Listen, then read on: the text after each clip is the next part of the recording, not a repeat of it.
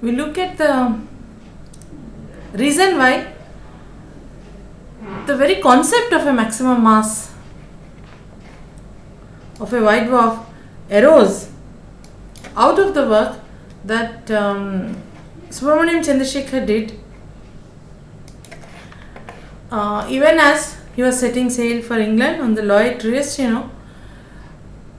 for his studies to pursue at Trinity College, Cambridge. He had joined there finally to work as a research student with Ralph Fowler, whose result it had been, in fact, that quantum mechanics would come to the rescue of a white dwarf. White dwarf could settle down to a life of peace, where the internal compression from its own gravity would be counteracted by the degeneracy pressure or arising from the fact that electrons in the sea of white dwarf were essentially prevented by the Pauli exclusion principle and the statistics which they were following, the Fermi-Dirac statistics, from being compressed any further. And that is what gave rise to this degeneracy pressure and allowed a white dwarf to come to peace. And this, when he was studying in detail, Chandrasekhar, as he was sailing on the Lloyd Triestino, he encountered something which he was puzzling on over the next few years, even as he was working on various other problems at Trinity College. He could not get, in fact, a definitive interest and response from either Ralph Fowler or Eddington or Milne at that time,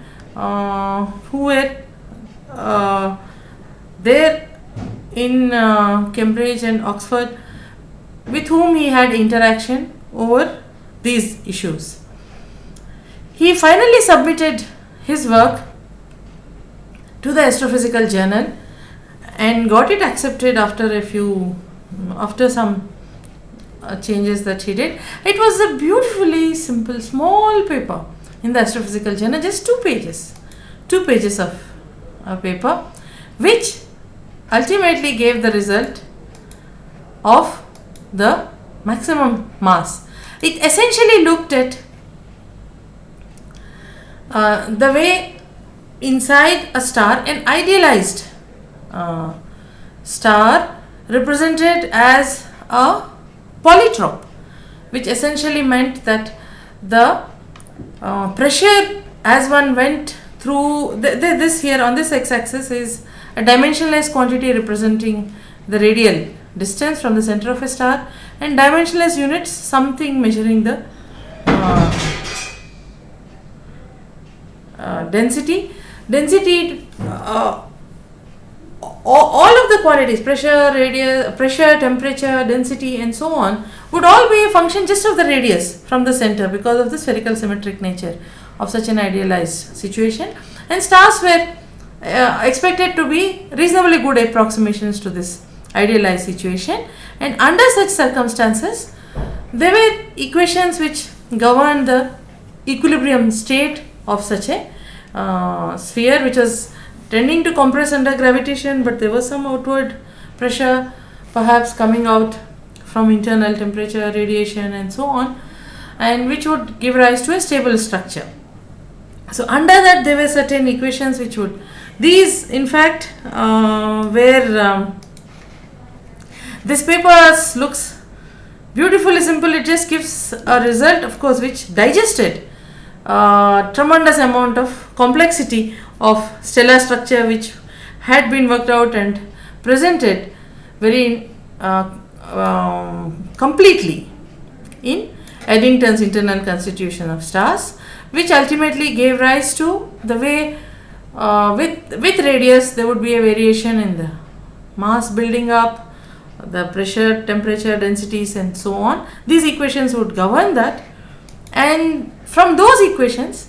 there was one addition which Chandrasekhar did to those equations, looking at the way pressure was varying with density arising from the relativistic treatment of the Fermi-Dirac statistics. So what Ralph Fowler had applied was the non-relativistic approximation, but at the kind of densities which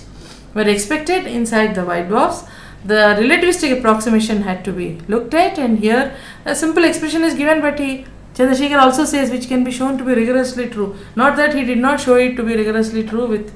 all the rigorous mathematics involved in it, and then arrived at this simple relation which said that, look, when we apply this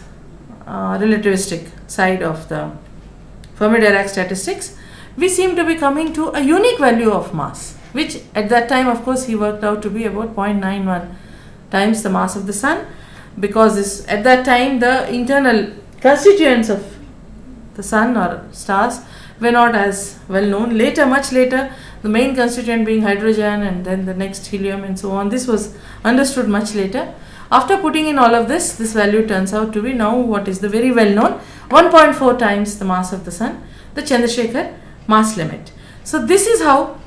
that mass limit arose, and Chandrasekhar ended by saying we could only speculate what would happen when the mass would exceed this limit, and he left it at that time.